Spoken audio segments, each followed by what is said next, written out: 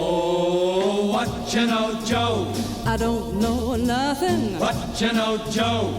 Tell me something. Hello, welcome to What You Know, Joe. I am very excited. I have a very special guest today. Before I introduce her, I just want to say that, in another lifetime, I went to NYU and film school. And my father used to say to me, Joe, whatever you do, you better not cut classes. I'm paying $40 a credit. Well, it's a modern world. You guys at any film school, you're paying a whole heck of a lot more than $40 a credit. When I graduated, I knew nobody in the business. I had no relationships and I was scared to death I'd never work. Cut to my guest, who has changed that dynamic, the amazing Lisa Fox. Hi, Lisa, and Hi, thank you for Joe. doing this. Thank you for having me. I'm so grateful. So good to see Um, you. if I'm not mistaken, you were an agent at one time. Yes, I was. I've kind of done a lot of different things. Whoever would have me, I think I kind of just gave it a shot throughout the 25 years before I landed at the wonderful USC. So Who yeah, I was definitely agent for most of the time before I was at was USC. a casting or literary or I worked at two of the larger agencies in town, mostly packaging, which I know is like a ugh word now, but I sold television shows, represented showrunners and directors mostly. wow, packaging was a big deal in another lifetime, boy. It was. Yeah. I always tried to be a kind agent, though. I'm saying that I never broke a deal. I never tried to break a deal unless a client asked me to. I always tried to be very kind to make sure everyone stayed working. That's probably why I was never one of the largest agents that owned the town, because I wasn't an a-hole. I don't want to curse on your podcast. What I can only imagine, knowing you, that you must have been a fantastic agent because I've always admired your passion, your focus, your, for lack of a better, stick to it. You get the bit in your teeth and you go. And I like that. And I know it's held you in good stead here at USC. Um, but tell me about first jobs, man. I think that is a godsend. And I think, well, tell me how that came to be, if you can. Yes, thank you for the kind words, Joe. And you know what? I have to say, I have to throw the compliment back at you. You are deeply missed at USC. And part of the reason why I have been so successful as USC is because of you and the wonderful team we have at SCA. But first jobs, I feel so blessed and so grateful that Dean Daly and Aaron Kaplan, who helped come up with the idea, and Bonnie Chi, my direct boss, and everyone believed that I could do it. I guess it started about 5 years ago. And because of my background in agenting, Aaron came up with the idea, let's help staff, new alumni that just get out of school that may need that little extra push, that little extra introduction in their first jobs in the When I industry. think of the fear when I graduated that I would not be able to find my way in. Yeah, and what's funny is like I was the same way. I didn't go to a film school nearly as good as USC, and I had that fear too. And I mean, I ended up in front of the camera, and we'll get into that another time, for like short lived. And I was smart enough to know, like in 10 years from then, when I wasn't nearly as attractive, I was like, I will be terrible and never work, and I will still be at a bar. That's how I actually got into agenting, because my manager at the time like saw that I was very like vivacious and energetic, and even like I hated the 4 auditions a day, 3 auditions a day, none for a week. Like I'm so type A.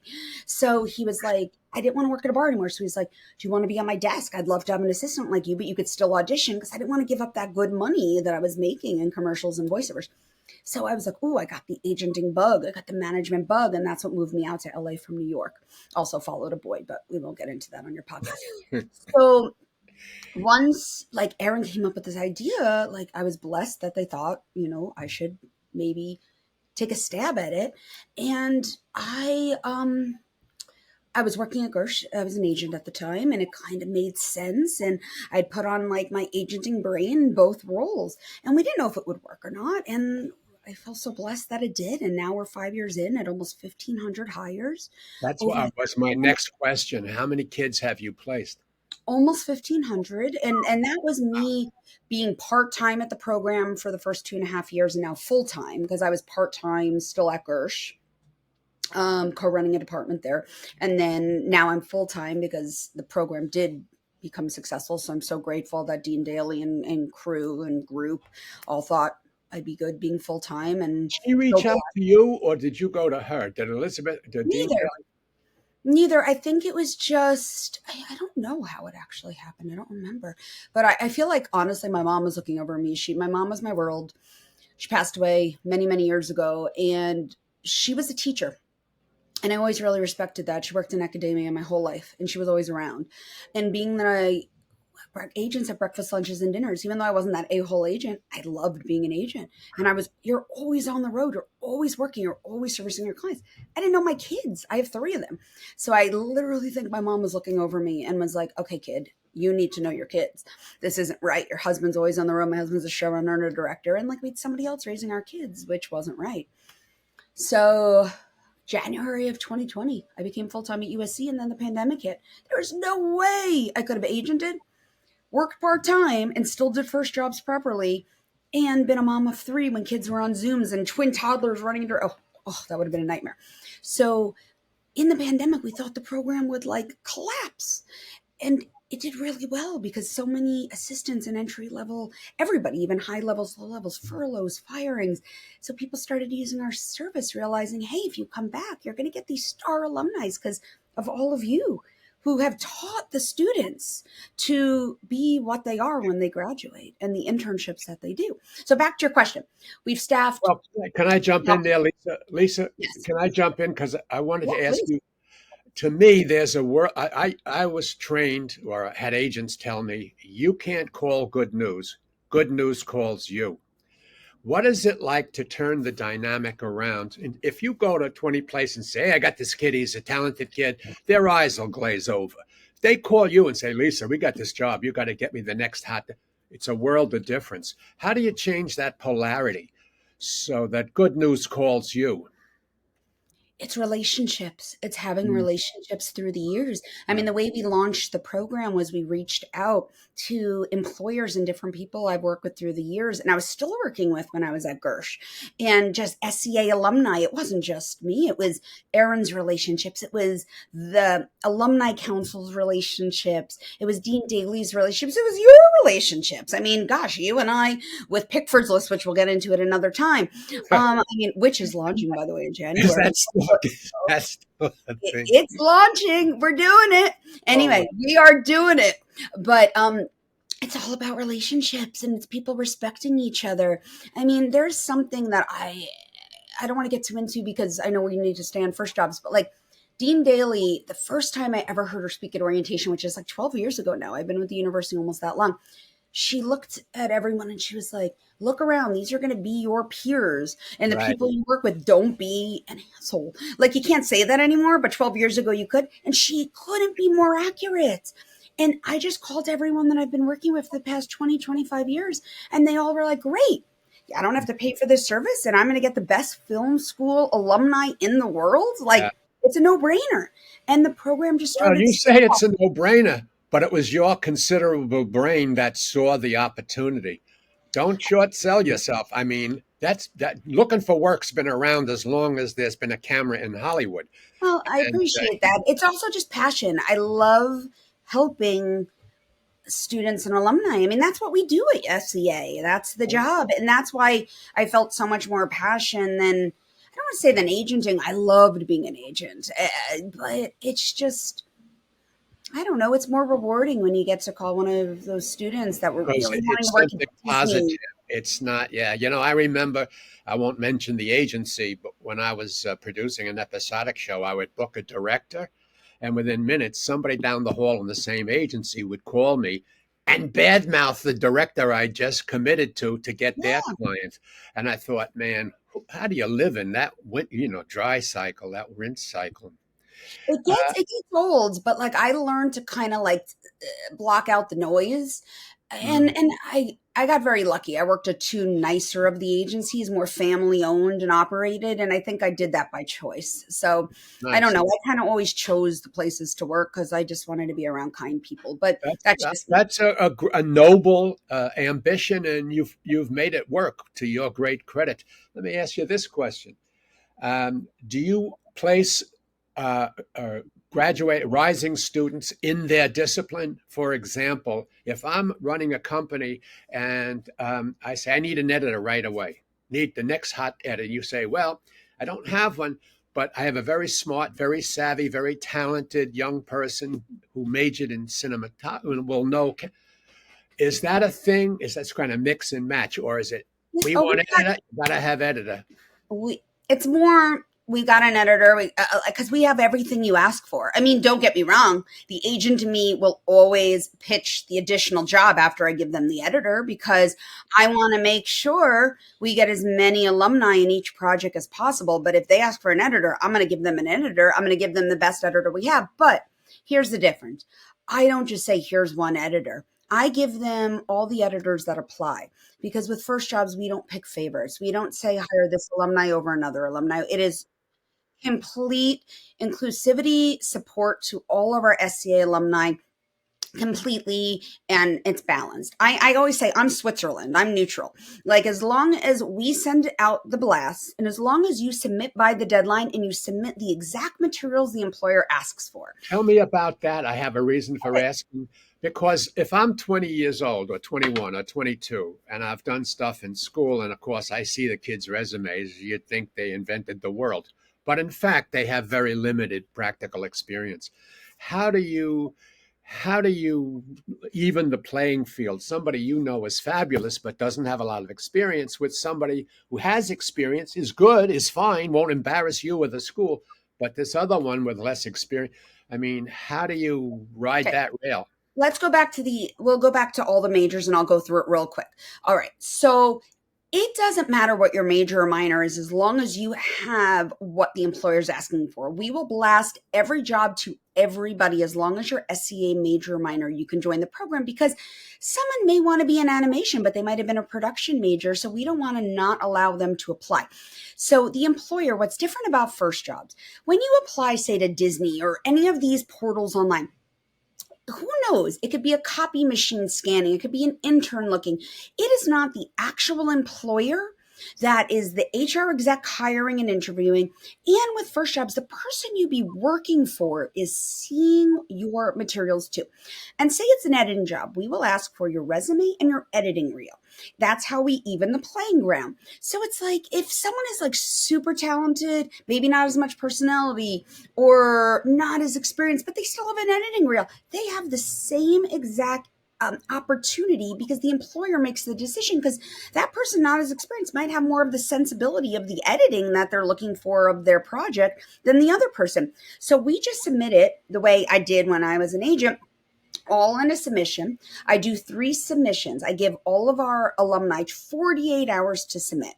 I do one end of day EOD first day, one EOD second day, one EOD third day. If you don't get it in by the third day, we'll get you on the next one. I run it. I'm a drill sergeant. I run it very structured, the program, because that's how employers want it. And they give us Speaking of exactly employance, Lisa, excuse me, what. forgive me for jumping in. I don't want to lose my train of thought. The employer, if so, I come to you and I'm an editor and you get me a job. Is that the job I hope to have for the rest of my life? For Of two course not. weeks? For 6 weeks? You can Can get I get in 150 and out? jobs in first jobs if you want, as long as it's 1 to 5 years out. And we don't ignore you after 5 years. I'm still here for No, you. I mean from the employer's side. If No, if you no, put somebody in a job and 6 weeks later they don't say to you, "I want somebody who'll stick around," it's no. all very free flowing, right? It's where the Some takes you. some is freelance, some is full-time jobs, some is like one day, some is Okay. temping, anything and everything. Sometimes the job it's freelance, they're so great they get hired full-time. Sometimes they get hired for another freelance job. We just ask the employer and the student every time you get another job, if it didn't like get blasted out with first job and the employer hires you again, just let us know for a statistic. Does it always happen? We hope. You never know. For instance, like MJZ, They have hired hundreds and hundreds and hundreds of our alumni. It's hard to track it all, but we do it because these employers come back over and over and over again. The agencies, the studios, the production companies. I am so grateful to that. Back to the stats really quick. We never talked about that. We're almost at 1,500 alumni staffed. We've have over 1,000 employers in the program. We have over 100 promotions at this point that first job alumni have gotten jobs and have gotten promoted within the program, and over 100 first job alumni who have graduated from the program that have come back to hire first job alumni that have started in the program. Like, the camaraderie is amazing. I mean, it's heartwarming, like my college did. Also within my department, I run the professional development department again, which I'm very grateful for. We have internships. So if you're listening to this, or employers, please come hire our interns, because that's where they learn how to be fantastic in an officer set environment to then graduate into our first jobs program, which is 1 to 5 years out. And once you graduate from then, we are about to launch a program in early 2024. It is done, Joe. And Joe, you have been here since day one with it. We are launching list. Yeah, I know, you just held your heart. Can you believe it is launching? We are doing it. And it looks great. I'm going to actually send you a link. Oh, yeah. It is done, Joe. And it looks great. 5 years in the making. The axiom that if you live long enough, you see everything. Yeah, we've lived long enough to see it. And that is for 5+ years out. For women and people who identify as women, and because it's more women deserve jobs below the line. It's a marginalized community, and we're going to make it happen. And what's nice is everyone, all SCA is included in that, because there are so many employers who come to us, that are male, and they can participate. And then we also are rolling out more stuff that is fully inclusive for 5+ years out too, that we're working on. So something I want to share with you about that, because it just happened, and I think it will inure to your benefit and those you represent. I got contacted by the Directors Guild. Oh, good. Because I just met with them, and I'm going to try and get the guy to do a podcast with me. Because they're making a big push with the IA on safety. Great. Oh, great. In other words, US has always been big about endless hours. Anyway, why I tell you that is not because to promote myself, but to say that awareness, and when I talked to him, was everything that you guys want fixed will be fixed in the next generation. And nobody represents the next generation better than USC. Agreed. Absolutely. I mean, and you started it, and we'll make sure we continue it. I know. And I think because I'm trying to change the culture in Hollywood. I want it to be humanity before money. Right now, it's money before humanity. And but it's starting to gather momentum. So you're in the right place at the right time, Lisa. I'm grateful for that. I'm There's grateful. Elizabeth. One thing about Elizabeth, my relationship with her, she said to me early on, she said, I don't micromanage. And it was true. I could always go to her if I had a question or an issue, but I never felt that I had to second guess myself because she might not approve. I figured she's over 21. She don't like something, she'll call me. Yeah. And she never did. Between having her, Elizabeth, Bonnie, and as mentors and my bosses, I feel like I can help grow industry relations and help our students. Wonderful. Unconditional. You have the best of. So grateful. You have the best of her knowledge, her relationships, and the freedom to do your own thing. Absolutely, and it only benefits SCA. Right.